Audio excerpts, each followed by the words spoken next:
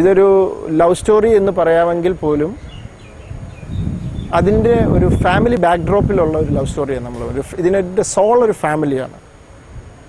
അപ്പോൾ ഒരു light hearted cinema. നമ്മളിതിനെക്കുറിച്ച് കൂടുതൽ വലിയ അവകാശവാദങ്ങളൊന്നുമില്ല. ഒരു ടോട്ടൽ ഫാമിലി എൻ്റർടൈനർ, വന്ന് കണ്ട് എൻജോയ് ചെയ്ത് പോകാൻ പറ്റുന്ന, ഫാമിലിയിൽ ഏത് പ്രായത്തിലുള്ളവർക്കും എൻജോയ് ചെയ്യാൻ പറ്റുന്ന ഒരു സിനിമയായിരിക്കും മൈ ബോസ്. മൈ ബോസ് എന്ന് പറയുന്നത് ഒരു ആക്ഷൻ ചിത്രത്തിൻ്റെ മോഡുണ്ടെങ്കിൽ ഇതൊരു ആക്ഷൻ എന്ന് വേണേൽ പറയാം. കാരണം ഇതിനകത്ത് ആക്ഷൻ എന്ന് പറയുന്നത് ബോസും അസിസ്റ്റൻറ്റും തമ്മിലുള്ള ഫൈറ്റ്സാണ്.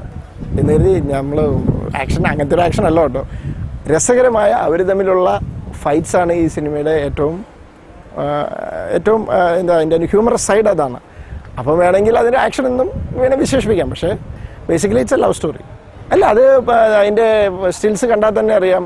മമതയാണ് ബോസ്, മമത ഇരിക്കുന്നു, തൊട്ടരികിൽ ഒരു അസിസ്റ്റന്റിനെ പോലെ ദിലീപ് നിൽക്കുന്നു. അപ്പോൾ ഹീറോയിനാണ് ഇതിനകത്ത് ബോസ്.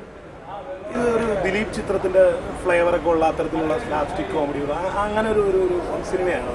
ഒരു ത്രൂ ഔട്ട് ഒരു സ്ലാപ്സ്റ്റിക് അങ്ങനത്തെ അല്ല. ഇപ്പം മമ്മി ആൻഡ് മീയിൽ എന്തായിരുന്നു അതിനകത്തെ ഹ്യൂമർ എന്തായിരുന്നു, ആ ഒരു പാറ്റേൺ.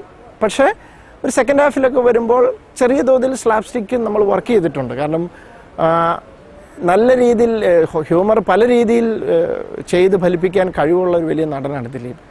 അപ്പോൾ അദ്ദേഹത്തിൻ്റെ ആ ഒരു മാക്സിമം നമ്മൾ അദ്ദേഹത്തിനെ എക്സ്പ്ലോയിറ്റ് ചെയ്യുക എന്നുള്ള ഉദ്ദേശത്തിൽ തന്നെ ആ രീതിയിലുള്ള വളരെ കുറച്ചേ ഉള്ളെങ്കിൽ പോലും ആ രീതിയിൽ നമ്മൾ ഹ്യൂമർ വർക്കൗട്ട് ചെയ്തിട്ടുണ്ട്. പക്ഷെ മെയിൻലി ഒരു സിറ്റുവേഷൻ ഹ്യൂമറിലാണ് ഈ സിനിമ പോകുന്നത്. മലയാള സിനിമ മാറ്റത്തിന്റെ പാതയിലാണെന്ന് പറയപ്പെടുന്നു, പുതിയ സിനിമ.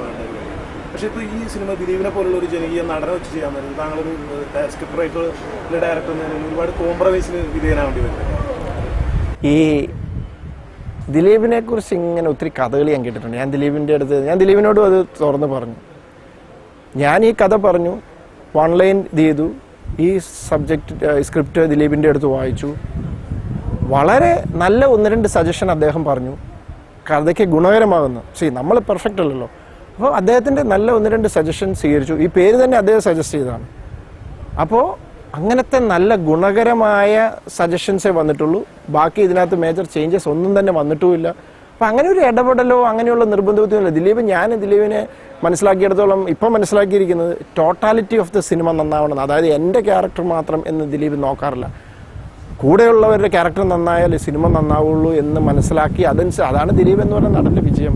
ഇപ്പം മമത അങ്ങനെ ചെയ്യണം, ഇതിങ്ങനെ ചെയ്യണം എന്ന് പറഞ്ഞ് അവരെയും കൂടെ നന്നാക്കി എടുക്കുന്ന ഒരിതാണ്. അപ്പോൾ ഞാൻ ഈ ഒരു 1.5 വർഷം മുമ്പാണ് ദിലീപിൻ്റെ സബ്ജക്റ്റ് പറയുന്നത്. അതിനു മുമ്പുണ്ടായിരുന്ന എനിക്ക് ദിലീപിനെ ഞാൻ കണ്ട കാഴ്ചപ്പാട് ഇപ്പോഴത്തെ കാഴ്ചപ്പാടിന് ഭയങ്കര വ്യത്യാസമുണ്ട്. ഇനിയും ദിലീപൊക്കെ ആയിട്ട് അസോസിയേറ്റ് എനിക്ക് ഭയങ്കര സന്തോഷമാണ്. കാരണം അതുപോലത്തെ ഒരു ഇൻവോൾവ്മെൻറ്റ്, സിൻസിയറിറ്റി, കൂടെ നിൽക്കുന്നു. ഇനിയിപ്പം പുള്ളി പറയുന്ന എല്ലാ അഭിപ്രായവും നമുക്ക് യോജിക്കുന്നില്ല, കാര്യം തുറന്നു പറഞ്ഞാൽ പുള്ളി ഓക്കെ എന്നാൽ വേണ്ട, അത്രേ ഉള്ളൂ. ഒരു എന്താ പറയുക, ഭയങ്കരമായ കടുംപിടുത്തങ്ങളൊന്നുമില്ല. വളരെ ഈസി ടു ഹാൻഡിലാണ് ഞാൻ നോക്കിയത്. വളരെ ഫ്രണ്ട്ലിയാണ്. മമതയും ശരിക്കും പറഞ്ഞു കഴിഞ്ഞാൽ നായകനും നായികയും തുല്യ വേഷമാണ് ഇതിനകത്ത്. മത്സരിച്ച് നിൽക്കുന്നതാണ്. അപ്പോൾ ഞാൻ വിശ്വസിക്കുന്നത്, എൻ്റെ ഒരു പോയിന്റ് ഇതാ പറയുന്നത്, മമത ഇതുവരെ ചെയ്തിട്ടുള്ളതിൽ മമതയുടെ കരിയറിലെ ഏറ്റവും പെർഫോം ചെയ്യാനുള്ള ഒരു ക്യാരക്ടറായിരിക്കും മമതയ്ക്ക്. അത് മമതയ്ക്ക് നന്നായിട്ട് അറിയാം. അപ്പോൾ മമതയെ സംബന്ധിച്ചിടത്തോളം ഇതുവരെ ചെയ്തത് വളരെ വിഭിന്നമാണ്. ഒരു എന്താ പറയുക, നമ്മൾ ഒരു കിലുക്കത്തിൽ രേവതിയൊക്കെ ചെയ്ത ടൈപ്പ് ഒരു ക്യാരക്ടറാണ് ശരിക്കും. അതുപോലെ ഇടിച്ച് ഹീറോയുമായിട്ട് മത്സരിച്ച് ഫൈറ്റ് ചെയ്ത് നിൽക്കേണ്ട ഒരു ഇതാണ്. അപ്പം മമതയെ സംബന്ധിച്ചുള്ള ചലഞ്ചിങ് ആണ് ഈ റോള്. മമത അത് വളരെ ഓപ്പണായിട്ട് എന്നോടും ഡിസ്കസ് ചെയ്തു. ജിത്തു അതുകൊണ്ട് എനിക്ക് നല്ല ഹോംവർക്ക് വേണം എന്നൊക്കെ പറഞ്ഞ് പുള്ളിക്കാരത്തെയും അതുപോലെ ഇൻവോൾവ് ആണ് ഇതിനകത്ത്. പിന്നെ ഈസ്റ്റ് പടം ആയതുകൊണ്ട് ചോദിക്കുന്നത് പാട്ടുകളെ കുറിച്ച് എന്താണ്?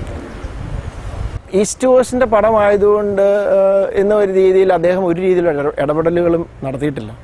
അദ്ദേഹം എനിക്ക് ടോട്ടൽ ഫ്രീഡം തോന്നുന്നു. എന്നെ സംബന്ധിച്ചിടത്തോളം മമ്മി ആൻഡ് മീയിലെ പ്രൊഡ്യൂസറും ഇപ്പോൾ ഈ ഇതിനകത്ത് മൈ ബോസിൻ്റെ പ്രൊഡ്യൂസറും എൻ്റെ ഭാഗ്യമാണെന്നാണ് ഞാൻ കരുതുന്നത്.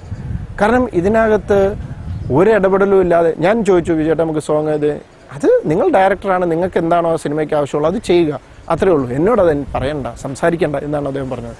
അപ്പോൾ അതുകൊണ്ട് ശരിക്കും പറഞ്ഞാൽ വിജയേട്ടൻ്റെ ടേസ്റ്റിലുള്ള പാട്ടുകൾ അല്ല ഇതിനകത്ത്. പക്ഷെ ഒരു പാട്ട് നമ്മൾ വിജയേട്ടൻ്റെ ഇതിനകത്ത് നിന്ന് തന്നെ ഒരു പാട്ട് എടുക്കുന്നുണ്ട്. കാരണം സിറ്റുവേഷനുമായിട്ട് അതൊരിക്കലും വിജയേട്ടൻ ആവശ്യപ്പെട്ടില്ല, ഞാൻ അങ്ങോട്ട് ആവശ്യപ്പെട്ടതാണ്. കാരണം അതിൻ്റെ ലിറിക്സ് നമ്മുടെ കഥാ സാഹചര്യവുമായിട്ട് വളരെ ഇണങ്ങുന്നതായിരുന്നു. അപ്പം ബാക്കി 3 പാട്ടും അമ്മയമ്മയെ ചെയ്ത സെജോ ജോൺ തന്നെ ചെയ്തേക്കുന്നത്. അത് ഒരെണ്ണം ഒരു അർബൻ സോങ്ങാണ്, ബോംബെ ബേസ്ഡും, ഒരെണ്ണം കുട്ടനാട് അതിൻ്റെ ഒരു നാടൻ സോങ്ങുമാണ്.